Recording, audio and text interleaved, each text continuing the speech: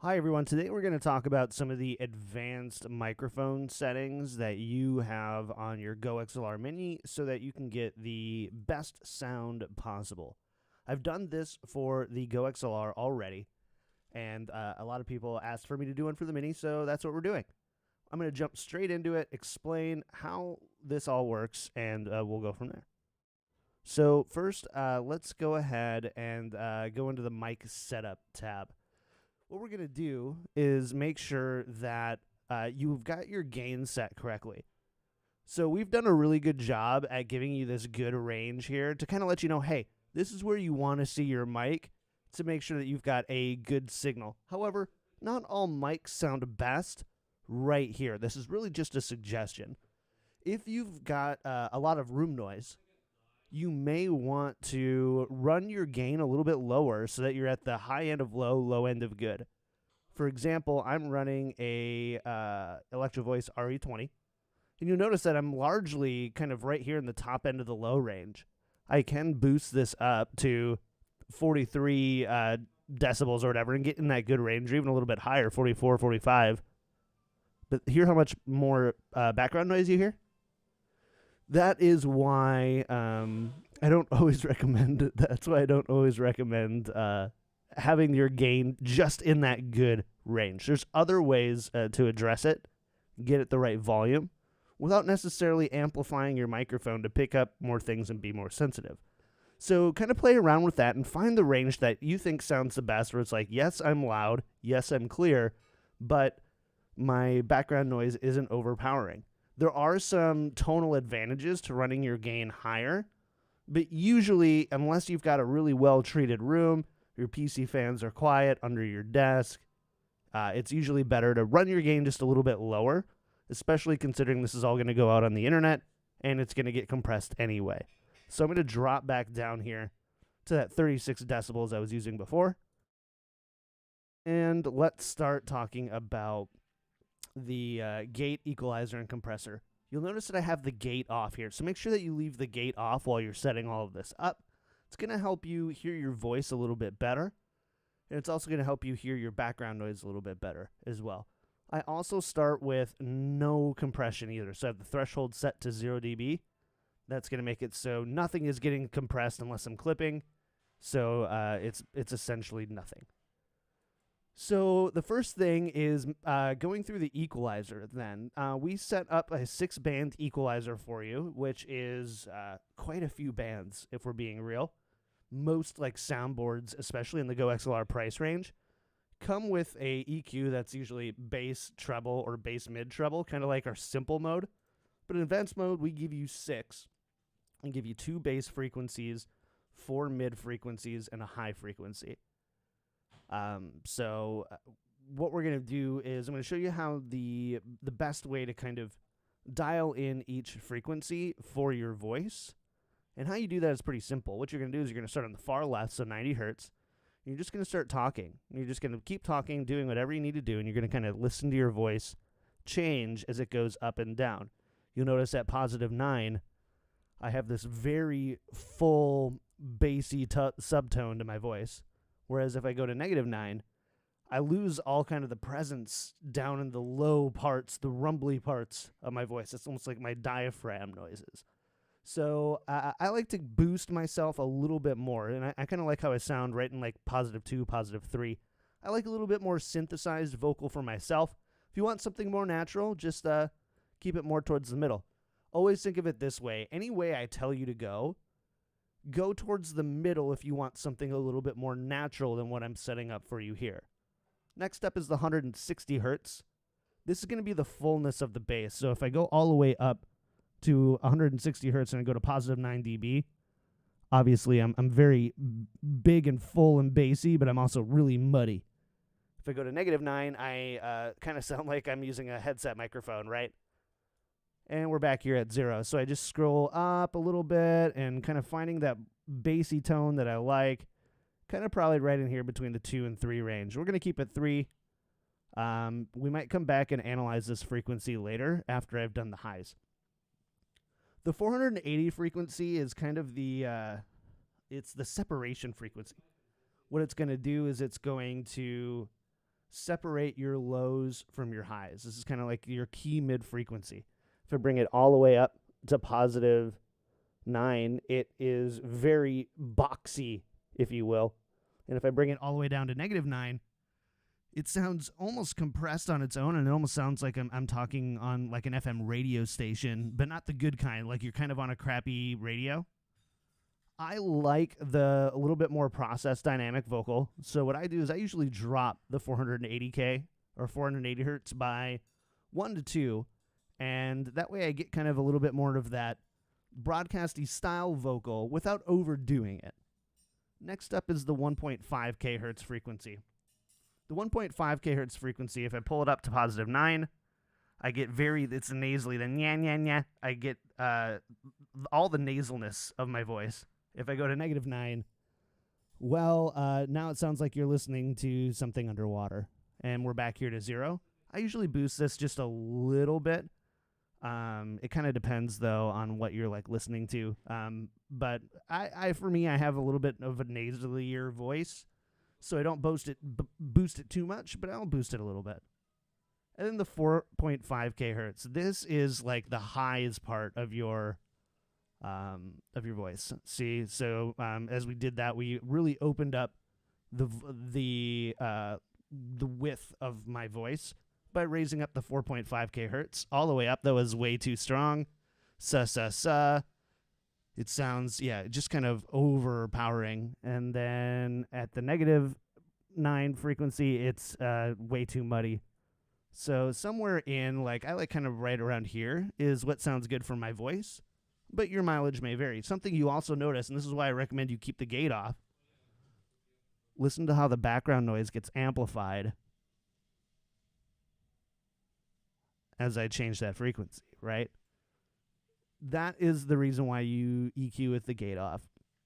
So it's like, oh, I really like it here, but with the noise in my room, I can't boost it as far as I want because it's going to boost that background noise and not get the sound I want as well.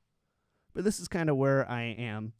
And lastly is the 7.8K hertz, and this is kind of, it's kind of like the high semitones of your voice, almost like the, I don't know how to really say it any differently, but if you bring it all the way up to 7.8K hertz, you can hear it's very, very high and very harsh. There's a lot of presence. I can almost breathe on it, and it will sound kind of weird. Whereas if I bring it all the way down here, I kind of get back into that boxiness kind of sound. What I find is right now it's really full on the low end, but it's just lacking a little bit of high presence. So I'm going to raise it up a little bit and see if I can find right where I think sounds the best. And I think it's probably right around here is where I think it sounds the best. So that's how we go ahead and we run the equalizer. Now there is something that's kind of interesting. So I don't have super harsh S's for my voice. It's overall pretty fine. But some of you might. You're like, John, my S's are way too strong. How do I fix that? What you'll do is if you enable fine tune, turn up the 4.5K frequency to +9 and go like this. Find where the S's are the most harsh. For me, it's at about 5K hertz. What I can do is I can bring that down just a little bit. It's obviously going to, just like a De-Esser does, it's going to muddy up that high frequency a little bit, but it's going to get rid of those harsh S's as well. So this is a way, and you can kind of cheat around with this. Maybe I'm like, you know what? I don't need that 1.5K hertz a whole lot. I'm just boosting it a little bit. So I'm going to cheat over to let's say 2.3K hertz, and I'm going to boost that a little bit.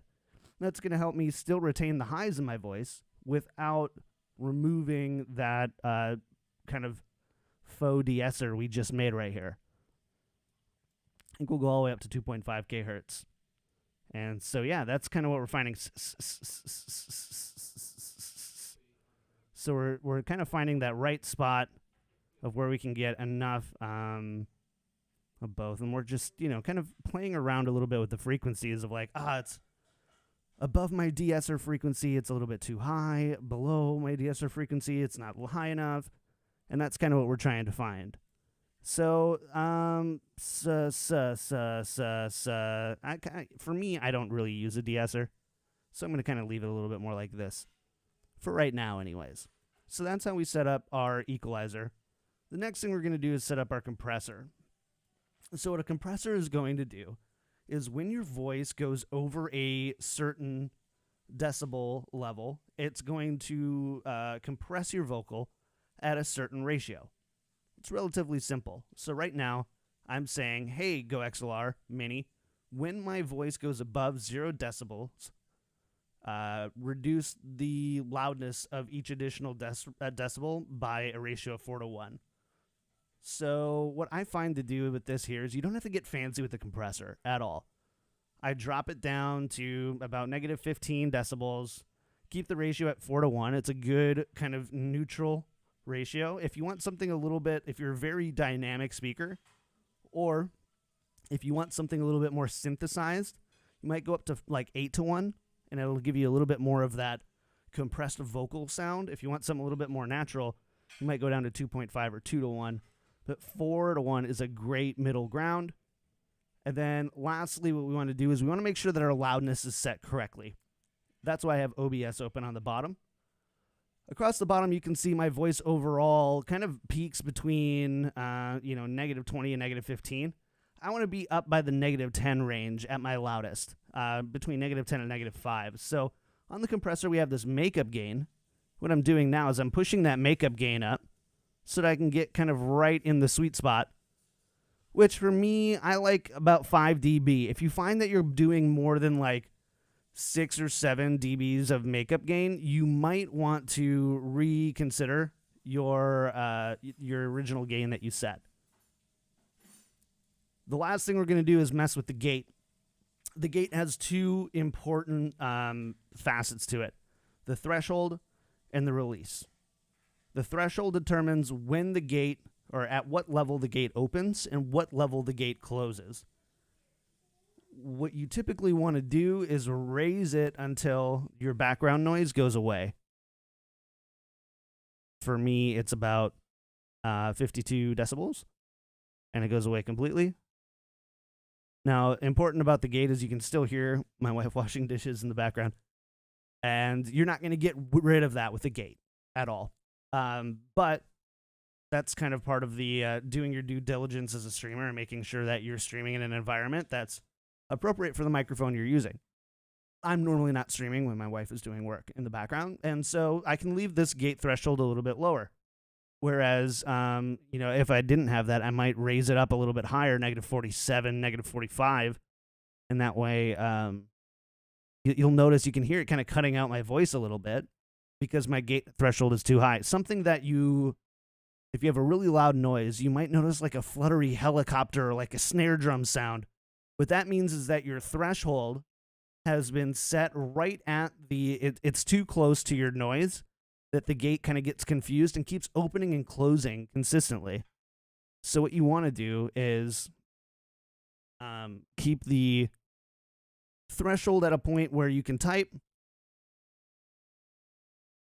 and you can click and not have it break through the gate. That's about all that you're really looking for and expecting. The other part is the release. So the release is going to do two different things. It's going to determine, well, it really does one thing. It determines how long after your voice or your sounds on your microphone go below this threshold, how long until that gate closes completely. Right now, I keep it at 200 milliseconds, which is like a really solid, it's a faster gate overall, but it's really great for loud and quiet environments. If you're in a really quiet environment, you can expand that release to even like 1,000 milliseconds, which is a full second. And you'll hear the gate close over a second. Just going to go shh. But like I said, I keep it around 200 milliseconds. You can have it faster if you're a faster speaker. Ultimately, though, if you notice that it's cutting off your words, your gate release is probably too fast. In a nutshell, that's all it takes to do an advanced walkthrough on your device. I'm already hearing again, like, oh, you know what? Since we've done this, my S's feel a little too strong. I'm going to go back to this De-Esser that we set up earlier and go And I'm going to drop it a little bit more like this. That feels a lot better. So, and I think I'm going to raise this back up. And yeah, so that's how we kind of, you can, don't expect to hit your EQ once and then never have to deal with it again. It is a little bit of a learning process and learning what your voice sounds good. You're always going to have this bias towards your own voice that you either like it to sound a certain way or don't like it to sound a certain way. And it's not always the best way it can sound either way. You just have to learn your biases through that. Ask your friends, how does this sound? What would sound differently? And just try not to get your feelings hurt if they say, oh, I don't like how it sounds, and they can't tell you why because they're not audio people. But keep playing with it, and it'll sound great. Thanks for watching. If you have any other questions, of course, post them in the Discord, and we'll do our best to help.